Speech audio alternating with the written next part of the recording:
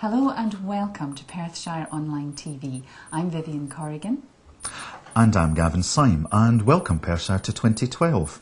So Vivian, it's the start of the new year. Everybody has New Year's resolutions or personal objectives. So care to share a few with us? Well, I do think healthy body, healthy mind. What about you? What have you got? Well, you know, I'm inclined to agree because I feel I've been a bit lazy over the past 12 to 18 months and I need to lose quite a few kilos. As a few people know, I live very near the North End, so I've got absolutely no excuse. I don't need to be running away to the gym or anything. I've got a great little fitness spot on my doorstep. So I've decided this year, I know I've said it a few times before and I go around the houses on this conversation, but I've decided I need to get myself a little bit fitter and a little bit slimmer. Okay, lose a bit of weight. Okay, sounds like we might have to call in the experts. I think we may well do, and I'm going to leave that completely in your hands. Okay, so what have we got on the show this week? Well, we've actually got quite a lot on today. The first thing is that we've got to introduce our competition.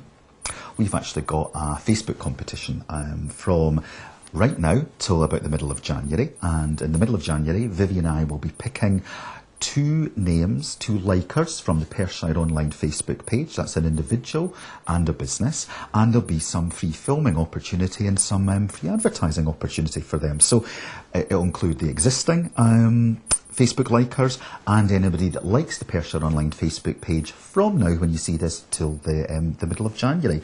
You and I will be doing a little draw, and we'll be announcing on the show probably in about 2 or 3 weeks' time. Excellent, very good. What else have we got on? Well, today we've actually got John Bullough from McEwans on. As you're aware, we did some interviewing previously with different opinions on the City Hall. What should happen with the City Hall? Demolished, not demolished? There's a lot of opinions out there. And then if it is demolished, what should replace the City Hall? At this point in time, as I understand it, we're waiting on Historic Scotland's view on the situation before that's then validated or rubber stamped by Scottish Parliament. So we like to keep balanced opinion and balanced view on it. So John Bullough from McEwans has opinions about what should happen to the City Hall and what should replace the City Hall moving forward, and puts quite a strong business development economic hat on as well. Yep. So at this point, it's on with the show, and it's over to John Bullough from McEwans.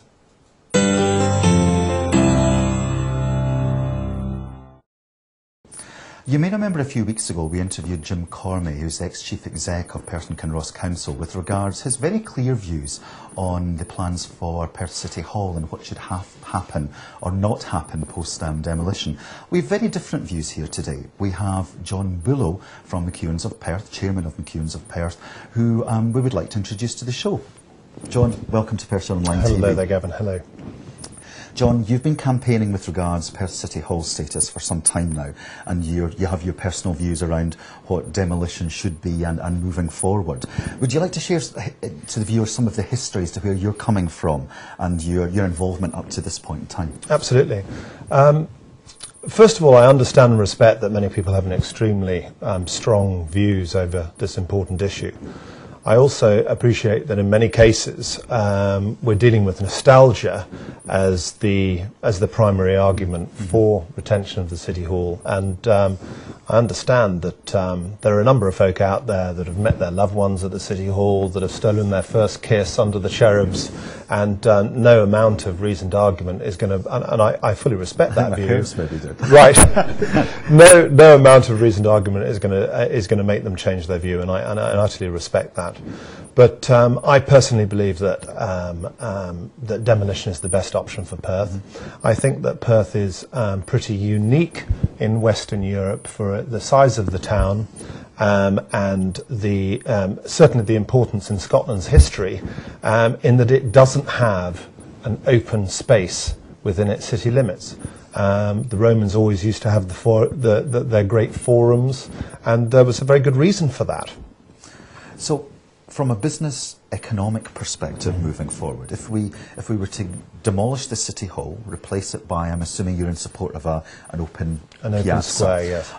What what would you see that would actually be benefiting the town centre, or hopefully the city centre, by? Because we've got to think of sustainable business plans around that space as well. Well, if I may go first of all and mention what I believe, I think there are many arguments for demolition, but I think that there are two primary arguments that I am certainly utterly passionate about. The first one is to right the abomination that was the Edwardian planning decision that allowed the city halls to be built in the first place. Right. I'm not an architect. I'm not going to pretend to bore everybody about whether this has architectural merit or not. But what I would use as a small analogy is that if the city hall wasn't there and it was an open square, and I went to the planning department now with a proposal to build a property the same size as the city hall is at the moment, and I had it with a beautiful architectural design, fully funded, with magnificent tenants going into it that would benefit Perth, I'd walk into the planning department and I'd be kicked out. I'd be laughed out of court. They'd think I was completely bonkers. The most important thing is the fact that the City Hall should never have been built next to the jewel in our crown, which is St John's Kirk of Perth. Now this goes back to the Middle Ages, and it was an incredibly important building, certainly Perth's most important building, but an important building in Scotland's history. It is a kind of large building placed in a small postage stamp square a little bit, isn't it? Absolutely. I mean, there have been a number of changes over the past number of centuries. But remember, this building is 99 years old. I think it might just be 100 years old. There has been a lot of passion about what a beautiful old building it is. And it's not old at all. You know, we've just celebrated our 800th anniversary since we became a royal borough. But St John's town of Perth has been important in Scotland's history for millennia. So 99 years is, I mean, it's a modern building in Perth terms. There's no doubt about it. The second reason, which is I think just as important, is that Perth city centre, like pretty much every city centre in Britain, is in crisis at the moment. There are 30 or 40 empty units within our city centre. By mid next year, there's probably going to be a 50 to 60, 70% increase in that.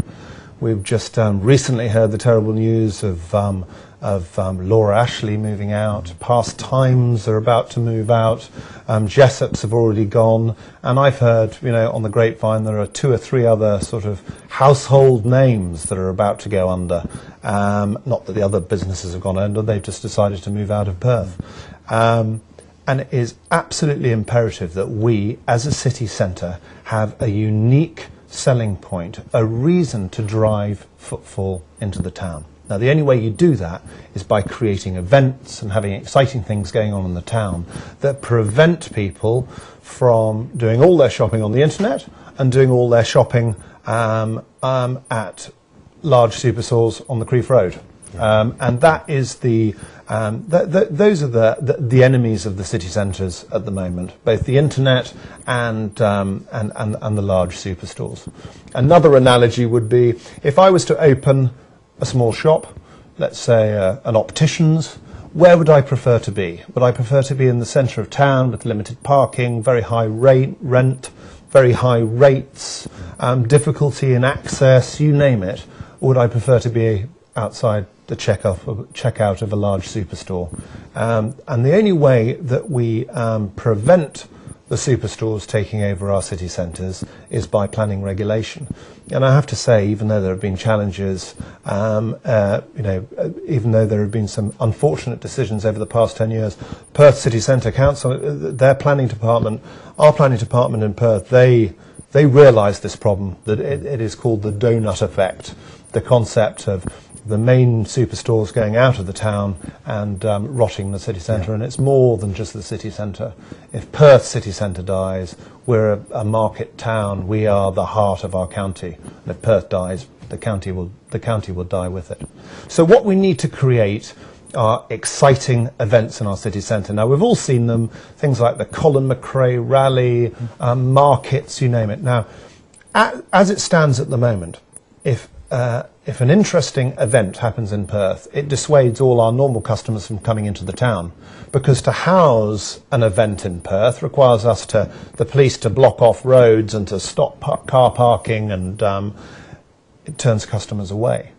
Now, the Colin McRae rally, which I absolutely adore, when it comes into town, I love the fact that it comes into Perth, but it completely destroys my business and everybody else's business when it does it.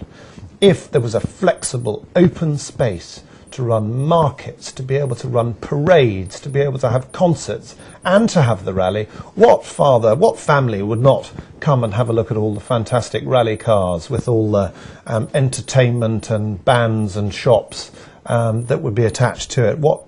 Who wouldn't come and have a look at the Colin McRae rally starting in Perth if it didn't block the rest of the town up at the same time? Yeah.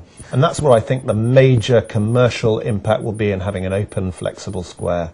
We can create fabulous events. I completely agree with you. I think it's about the flexibility of it. I was somewhat confused myself recently, because I kind of had this view in my head of exactly what you were talking about, and then I was reading a council newsletter, and it was talking about a square with fountains and lights and things like that, and I was kind of thinking, I'm not really getting the drift on both of this here, because we don't have to have the public with different aspirations in their head depending on what it is they would like to see in that square. Well, there are a couple of very interesting ideas for the city square, but everything is about flexibility. And the initial plans that came out from the council, they did put that to a lot of businesses, and they got a lot of good feedback from a number of people suggesting that actually the space that they were proposing initially wasn't as flexible as it should have been. And flexibility is the key. You need to be able to have parades. I mean, our Lord Lieutenant used to organise the whole of the Edinburgh Tattoo. The Edinburgh Tattoo has been, most of the reason why the Edinburgh Tattoo is so fantastic now is because of our Lord Lieutenant Mel Jameson in the way that he developed it. And he's got great ideas of fantastic Remembrance Day parades in our new city square, the largest in Scotland. Bring tens of thousands of people into our city centre, mass pipe bands. And to do that, yes, there are ideas of a fountain, but those fountains will now go back into the pavement. Oh, right. The power that is required to run a market, and this market is not every month. A market every month is interesting. A market every week you can shop at. Yeah. We can stop people from going out of town to well-known supermarkets on the Crieff Road, and then come and do their local, fabulous, organic farm shopping in the town. And so all the PowerPoints are going to be set into the pavement. And there is also a great plan which came from a lady that to put an ice rink in the winter. So it does take a bit of imagination, but the great North St John Place, or St John's Place as it is, with the fantastic willows and all those lovely restaurants along that walk. Imagine the whole square like a continental piazza with lots of lovely restaurants all around, and an ice rink in the winter, and markets and Christmas fairs and classical concerts, and it's a real dream. And it's been a long haul. It's been 3 or 4 years that we've been campaigning for it. But I think most people that are able to take an objective view on it and really weigh up the pros and cons have thankfully come on board now, and hopefully a decision is going to be made quickly. Well, speed is of the essence.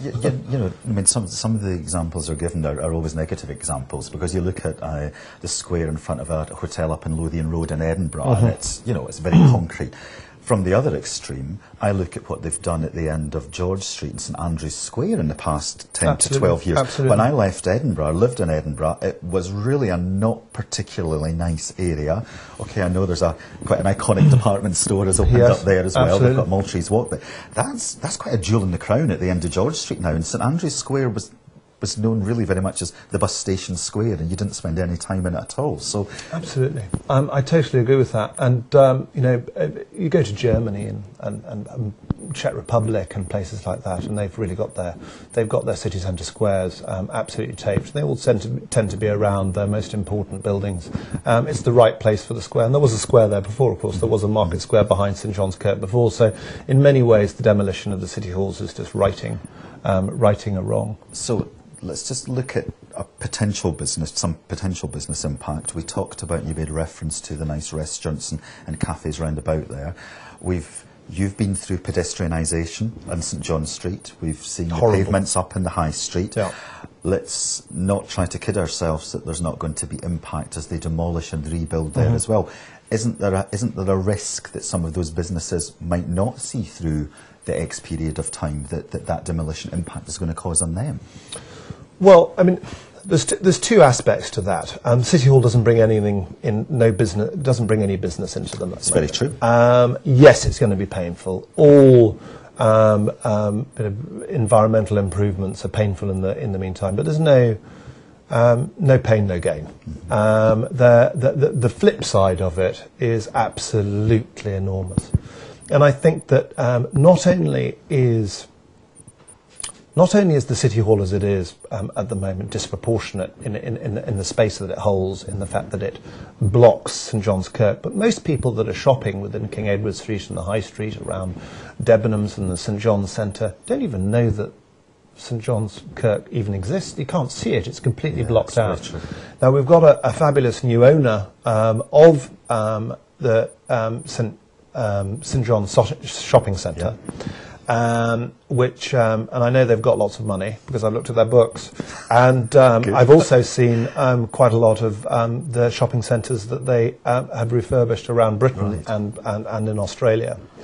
And these guys are very serious players, and they've got some very serious plans for the development of the St John's shopping centre, which is going to include a completely new facade and a very exciting, maybe an increase in the space. I don't know. I haven't seen the detailed plans. I've only seen some sketch plans. And this, when the city halls have been demolished, the front door of the St John's Shopping Centre is going to become the centre and the heart of the town, quite correctly, because it reflects right over to St John's Kirk. And any of the Willows and the Ringer Bells and all of these great stores on St John's Place are going to enormously benefit from that, because at the moment they're just blocked off, and they are then going to be absolutely in the beating heart, in the nucleus of our city centre. It's going to be where all the tourists go. If you were to tell a tourist where to go in Perth, it's a little bit mixed at the moment. You wouldn't really know. Most towns have got an area within their city limits that people tend to start from, people tend to congregate, they go to at the end of the day. It's very easy to get lost in Perth, and one of the biggest issues with our tourist information is actually not in our city centre, one of the real problems. There are many empty units within the St John's Square, if indeed that's what it's going to be called, that we could bring the tourist information into the city centre. South St John's Place is very interesting because basically it's pretty much derelict at the moment, and lucky landlords who own that, really, because they're just going to. It's not me, by the way. They are, Grade C property is about to become Grade A property, and that's great for Perth. But all of those units where loose threads and all those that will all become very important property to be developed. So let's move away from the City Hall. Yes. Let's quickly finish up with the iconic McEwans of Perth. Oh, thank you. You've had quite a lot of activity this year. I know you opened up your food hall. How's the year been for you? And it is challenging retail-wise. How's the year been for you? What's the plans for McEwans moving forward? Well, I mean, you're right. It has been challenging. It's been incredibly difficult. But in many ways, consumer confidence is at an all-time low. We're feeling that from our customers. We've got a lot of incredibly loyal customers, but very much tied into the City Hall debate. It is very important for us to be able to create that unique selling point and create that little bit of theatre. And that's where things like the food hall, the Orchid Cafe, our new DP&L travel department, our new laundry shop we are all, in every aspect of our business, we're trying to create a one-stop shop for our customers so that they can come and do all their shopping, create a little bit of theatre, a bit of interest to do something a little bit different. And, we're lucky enough to have incredibly good staff and incredibly loyal customers. I don't know, I genuinely look at some of the smaller shops around, and I feel very, very sorry for them, because I know that we're not making any money. We're keeping our head above water, due to our loyal customer base. But I know that it's an incredibly difficult market out there, and nobody really knows what 2012's got in store for us. But we just need to keep our head down and try and create a unique shopping experience, a bit of theatre, a bit of interest, and hope that our customers keep coming to us and don't buy everything online. Well, you're completely right, because there's so much money and marketing money that gets spent on the internet shopping experience these days. Absolutely. And we see what happens there. We probably need to go back to some basics a little bit and say the internet is there and it will always be there. It will always be there. But we want to still create that great shopping experience from a physical perspective. Yes, as well. and I'm very much of the opinion that I think there will be a bit of a a bit of a rethink when customers come, when customers get down to deciding that we've had customers that have walked into our store, have tried on the Barber jacket, said that's exactly what I want, looked at the label and gone to the internet and got it £5 cheaper. We're always going to be up against that. There is always going to be somebody discounting elsewhere, but I think that our customers are starting to understand that in many ways it's not a desperate comment, this, but it is a case of use us or lose us in many cases. If people are wanting to come in and get all our customer service, then go elsewhere and get it for a couple of quid cheaper. If indeed it is a couple of quid cheaper without the customer service and unable to take the product back and all that sort of stuff. Postage and delivery. And so I think there will be the resurgence of the department store. I'm sure there will be. We're pretty much the last one in Scotland now. There's probably a reason why we're the last one in Scotland, but I think we've got a good business model. We're very much for the more mature customer, the more mature customer that wants customer service, that likes to be looked after, that likes to, it almost comes to Perth, comes to McEwans for a bit of social interaction. So many of our customers are our friends, and I'm sure they'll keep supporting us. Well, John, thank you very much for your time today. Great pleasure. And please feel very free to come back in and join us in the studio again. Thank you very much indeed. Well, we've got a lot to be excited about next year. Don't we? City status. City status, absolutely, and that's very exciting. And whatever happens with the City Hall, as long as it happens quickly. Very true. Well, many thanks to John Bullough from McEwans of Perth. And there's always very different views with regards to City Hall and what should happen moving forward. We always welcome your opinion. Contact us on info@PerthshireOnline.co.uk.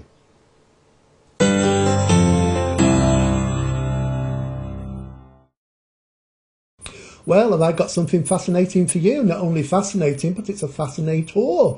And we're very lucky in the studio today. We've got Gillian Page from Something Special, who's going to show us fascinating things to do with a fascinator.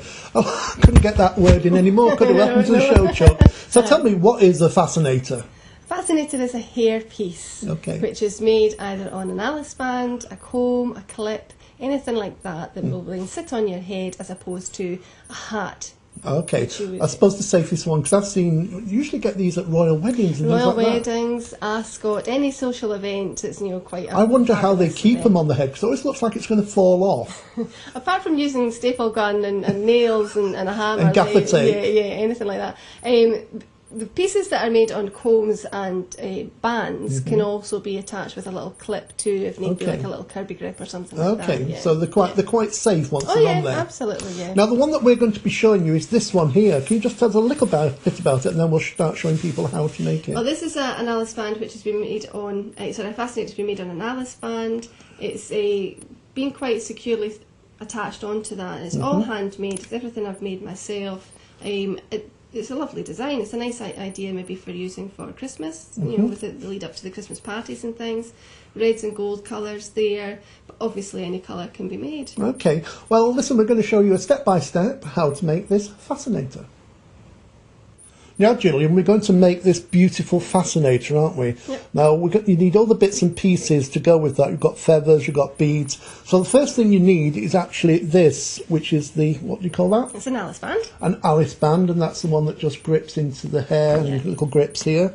Then we've also got these little beads here. I'll put those in first so we can see them. You've got some little beads there. Then you've also got these beads, which are on Aluminium wires. aluminium wires. So you've got the red, because this one's a very gold and red and crystal one, isn't it? Yeah. And you've got these ones too. Yeah, there's a nice acetate gold one. Acetate gold one. Then you've got these. There's so many different beautiful... Yeah, again a collection of Swarovski crystals and some pearls just bound onto some bullion wires. Okay, you're going to be using those too. Yeah. Then you've got these. These are gorgeous, these Yeah, gold leaves, aren't they? Yeah, these are lovely little seed beads which have been threaded onto a wire to make it look into a leaf shape. Yeah. Then you've also got some feathers. Yeah, lovely red feather. Nice Oh, this is- delicate feathers. This if somebody's got fashion in red and gold, this would be perfect, wouldn't it? Or even a black, black dress, black Oh, outfit yeah. with just accessory Fantastic. colours of the red and the gold. And then you've also got this ribbon, these ribbon bows. Yeah, it's cinnamon ribbon that we've got What they're there. called? Cinnamon. Cinnamon. Yeah. Oh, cinnamon. And then you're also going to need, if you want to use some matching... Yeah, it's this bullion wire, and this is what we're going to bind everything together with. Okay, let's put everything together and let's make this fantastic fascinator. Great. Okay, so the first thing we need then is this aluminium wire with the nice crystallised bead on the end of it. I'm going to use this bullion wire, which is on a reel, which I will constantly have in my hand and bind everything with. Yeah. So we're going to start with this one here, which I've just threaded the bead onto, which is a nice gold one, and then we'll just marry that up with a lovely red one as well, as you can see. Yeah. At the back of that, I'm just going to pop in one of the red feathers. Now, where my finger and thumb are, here at this point, this is going to be my binding point, and that's where I'll start to bind all the products together. So you've started binding those up with the red wire. That's right. You've got one more extra And I'm one just going there. to pop in this beaded strand as well, just the opposite side. And again, just bind that every now and again as you're going through, just to make sure that everything's secure down. Next piece I need then is the a seeded leaf. So the next thing we're going to take is one of the seed leaves, which is here. It's a lovely, nice glittery shape to it there, and that then gets placed in nice and low down at the back. Okay. We're going to take another one. Yeah, let me pass them to Yeah, you so we that's don't great. lose it. Oh, there's two there, isn't there? No, that's That's just the one. one. It's There you one go. with two legs to it. And again, just in at the back there, and we just sort of manipulate that into shape there again. We're going to bind that all together now again, just to make sure that they don't fall out of place. It's almost like fly fishing, isn't it? Yeah. It's important to keep this bullion wire on the reel because you need to use quite a wee bit of it, right enough, yeah.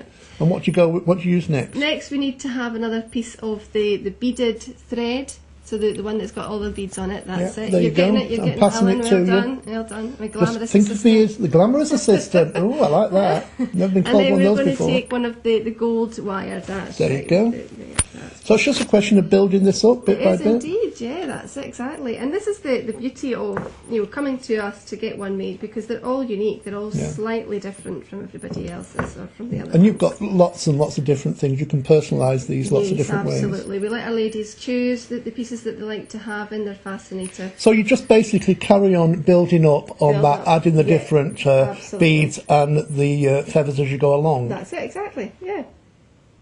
Now Gillian's added all the bits and pieces to that. Now it's the next stage. You're going to add the bows to that. That's right, yeah. So we've got these two cinnamon bows. We're going to place one underneath the gold leaves of the fascinator. It's looking And beautiful, the isn't second it? one I'm just going to place in at the back, but yet again underneath. That's fantastic. And then you just carry on We're going to binding. bind that together, yeah. Just make sure that those two are secured in with the binding, and then I'm going to completely bind all the way down the stem of the fascinator here. Okay, well we'll do that and come back to you. Now we've actually done the wiring part. Let's have a look at this up close and personal. Now you've also got you've left about a metre of the wire still, and you've Yeah, put some beads on there. Yeah, just threaded some beads onto the bottom of the wire here, because it's important to put a wee bit of decoration onto the base of the stem of the fascinator. Okay, so what do you do now? Now we're just going to bind those up. Okay. We're just going to continue to thread on here. Hands forward. Oh, there you go, a little bit. There you go. With this, so you can see how I'm just going to add in these little bits of bead here, and then once they're on and I'm happy with the positioning of them, Yeah. I will then continue to thread up all the way up to the top of the stem, and then we then attach it onto the Alice band. Okay, well, you carry on doing that, and we'll come back to you when you've done that. Now, Gillian's actually bound the whole of the Fascinator up now. You've gone all the way along, up and down the top here, so that's all securely done. So I take it now we put it onto the Alice band. Straight onto the Alice band now, yeah. Okay, off you go, girl. Okay, thank you. Now, are you going to use the red or gold thread? Or I'm going to use the red because that's the one that I've concentrated on so far. Okay. But you still see some of the gold underlay through that. Underlay. So all I'm going to do is just position it into the right place on the Alice band. As you can see, it's here. Yeah. And then just continue to bind that round. So using wire for everything. Just using in the these, wire for everything, that's right, yeah. You can use glue to secure things together as well, but I'm always just a wee bit more sceptical that the glue could easily break off, you know. Just go for it, girl. Yeah. Work and talk. We're never going to finish at this rate. Exactly, that's one thing I'm always seeing in my shop. Yeah, work and talk. You get a lot of gossips coming into your shop. Oh gosh, yes. Yes, that's part of the but service, then isn't that's it? It's a family-run business. Everybody knows everybody, and that's the great thing about it. So yeah, we do get quite a few of our characters come in, and it's just great fun. Yeah.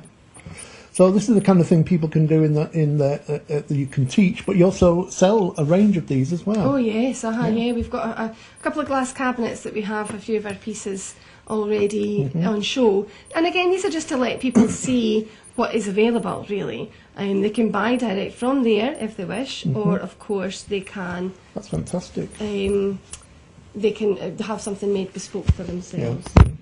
That's great. So that's okay. That secured on. So there you go. Okay. Let's show everybody how fantastic it looks. We've still got some more to do. One tiny little other thing to do. I just want to cut off these little pieces, the loops of the cinnamon. Okay. Really, what I want to do is just cut them into a nice pointed shape. Oh, okay. And so it opens the whole thing up. It just makes it a wee so bit it's not more, a bow anymore. It's a kind of not a bow anymore. No. That's right. Just flip that over. And that gives them more kind of fullness, doesn't it? Yeah. It gives it a wee bit more interest. Yes. It makes it a wee bit more More fascinating. More fascinating. Yes. Absolutely right. I used to know Fascinating Aida. Look at that. Isn't that fantastic? Come look at this up close and personal. That's beautiful. But listen, we also are going to have some... you can also get this from Perthshire Online as well as a great purchase for you as well. So if you're not very kind of dexterous with your fingers, we also have that to offer as well. So look out for that show as well. And thank you so much for coming along. Great. And that was a fascinating display.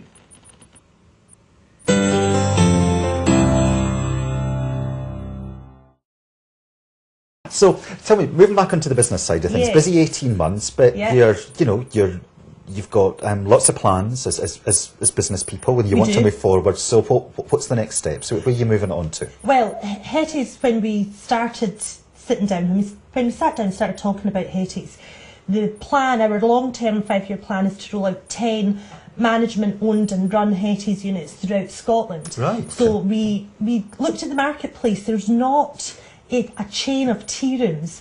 There's obviously Betty's, the very famous Betty's in Yorkshire, and they have 4, but there's not a chain of tea rooms. And I think that really, dare I say it, coffee's had its day. Do you know what I do? I think it maybe has. Well, I'm a tea Jenny. I like my tea. Yeah, and I think in Scotland we are tea Jennies. People really like it.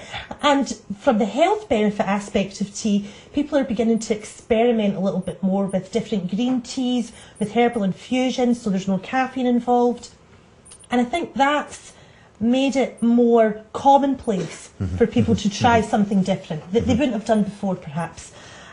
So we see real big ideas we have. So we're looking at St Andrews and Inverness probably being the next location. Okay. Either one of those two probably being the next location for Hetties number 3. But certainly, But Highland Perthshire down to town centre in Perth, was that actively in the plan at the start, or did things just sort of happen? It wasn't in the plan at the start. Pitlochry was always the first one, and Pitlochry is the original Hetties, the home of the original Hetties. and which is what we wanted to see on the sign coming into Pitlochry at some point in the near future. And Pitlochry, home of the original Hetties. We hadn't really looked at Perth. We thought that Pitlochry was so nearby, we'd probably go to St Andrews or Inverness for our next move. But the opportunity arose. Claire was walking home one day, walking past Princes Street, and saw what was Brambles, which was long established in Perth as one of a very famous eatery, up for lease. And she just thought, oh, I'll just pop in and have a look. Then she called me, and I popped in and had a look. Then we both went together, and it just had a really nice vibe. We could imagine it painted up in all the Hetties colours, looking Hettified with all the beautiful stripes on it and the dancing teapots under the window and the cakes all winking out at passers-by, and it just felt really right. So obviously there was a lot of business to be done. We discussed a lot of the things that you've got to do when taking over the lease of a commercial property, but really from sort of first seeing it to getting the keys was about 8 weeks, 9 weeks. Great. And as a small business owner, you know, there's sometimes an awful lot more you've got to consider than what meets the eye at the outset. Absolutely, absolutely. You know, how do you divide your time? What do you do? Because it was probably about 3 or 4 months ahead of schedule as well in terms of Hetties number 2 opening. But, you know, sometimes if something's right, you've just got to take the bull by the horns and go for it. And that's what we did. Completely. That's what we did. So tell me, you talked about what it's like from your perspective and running the business and the passion and things. We briefly, before the montage there, discussed about the Hetties experience and the gooey cake and the tea and the coffees. What do you want? And because I know you're both very customer service orientated as individuals, businesswomen as well. How would you encapsulate the Hetties experience for the typical visitor or Perth person or Pitlochry person who goes in? It's a regular, or it's maybe just a one-off while they're on holiday. What do you want them to go away thinking? Okay, this one I can put into a nutshell for you. We knew before the door opened, the customer service was right at the top of the list, and we really wanted it to feel warm, and we wanted it to feel really friendly, but almost a little bit potty, you know, I mean, we both are, so just a little bit daft.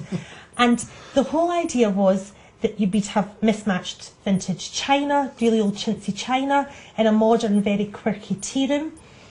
All the traditional high quality aspects of a good tea room would be there. So the cakes are all handmade by our gorgeous Graham. They're huge, they're delicious, they're fresh, the scones are baked fresh every morning. All of that was there. And so what we really wanted the experience to feel like was that you'd gone to your bit eccentric, daft, rich old auntie's house. You know, it's big, she's got lovely china, but it never matches. She always gives you a hug and a cuddle and asks you how you are, and she's interested in you and she wants to know all about it. But she's a wee bit mad, but she's got this great cook who makes the most wonderful cakes. And when you leave, you always feel the better for having been there. So that's a bit mad. You want to go back? You absolutely want to go back. You definitely want to go back because it's just so friendly and warm and just full of all the lovely things in life. But you've embraced some new technology as well. You've got these great range of hand-blended teas. We have. And you're trading those online as well. Yeah, we are. How's that all going? The online shop's going really well. We launched it really on the back of customer demand. I know that's quite an easy thing to say, but in Pitlochry, as you can imagine, our customer base is by and large a tourist base, especially during the summertime. But you'd be very surprised at how long that season runs for in Pitlochry. You know, you're getting people all year round. So we have our fabulous local regulars, and then we have tourists who come in and out.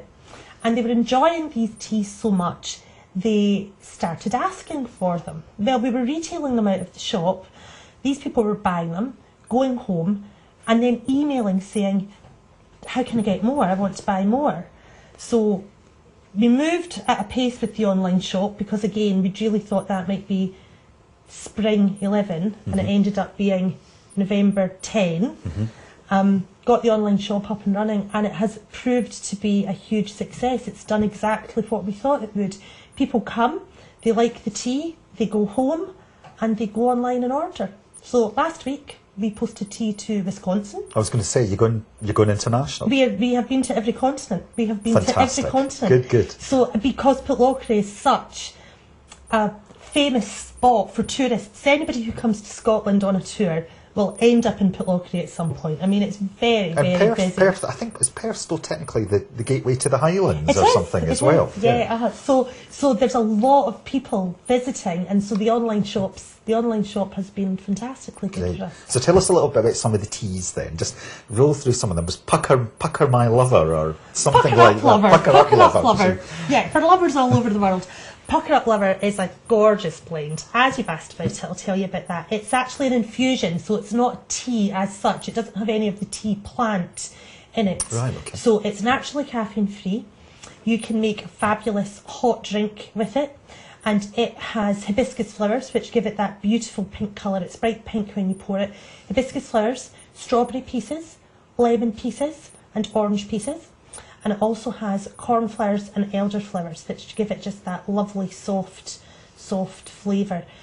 When you take pop the lid on the jar of Pucker Up Lover, the aroma is just wonderful. We use it a lot in our little gauze wedding favours that we do for people. So we use the Pucker Up Lover a lot in that because it smells so wonderful. And the name, the name. And you did a just competition or something recently as well, didn't you, for a tea blend or something as well? We did. We're working PCAFs, which is the local charity in Perth, and we're working with them this year as our chosen charity, and we're aiming to raise some funds for them. Right, good. So what we decided would be a really fun way to get people more interested in the art of hand blending tea was to run a competition. So we were really fortunate. The local press picked it up and they liked it and decided to run with it. And we went out with a list of ingredients and asked all the local Perthshire people to come up with a blend of tea. And I have to say, it was really tricky choosing. We got some great ideas, some great names, some lovely blends. And the one we eventually settled on is called Kickstart Your Engine. And good one for the morning. Good one for the morning. And it was developed by a lady called Lynn MacDonald, who's a therapist in Perth. So she does Reiki and Indian head massage, aromatherapy. So she's very interested in how the body works and what the health benefits of things are. So it's a green tea base with lemongrass, dandelion and burdock. So all of those are extremely good for keeping your system clean, and green tea is renowned for its health benefits, and rightly so. Kickstart Your Engine. We donate 50p from every pot that we sell in the tea room straight into the charity, so Great. that's theirs. Yeah. And it works out, for every kilo we sell, the charity gets about £120. That's super. Well, yeah. all the best with that. I hope Thank it was you very really well. much. And what a great 18 months you've had. It's Fantastic exciting. 18 months, and another 18 months, a great success. Can't wait for the next And I hope you're 18 going to come months. back and see us again They soon. absolutely will. They absolutely Fantastic. will. But you know what you're going to have to do the next time? Bring coffee Don't you all cake. agree? I think you need to bring coffee cake. Bring coffee cake. Yeah. Great. That's super. I'm looking forward to one of those teas and coffee cakes. Thank you, Nicky Martin from Hetties.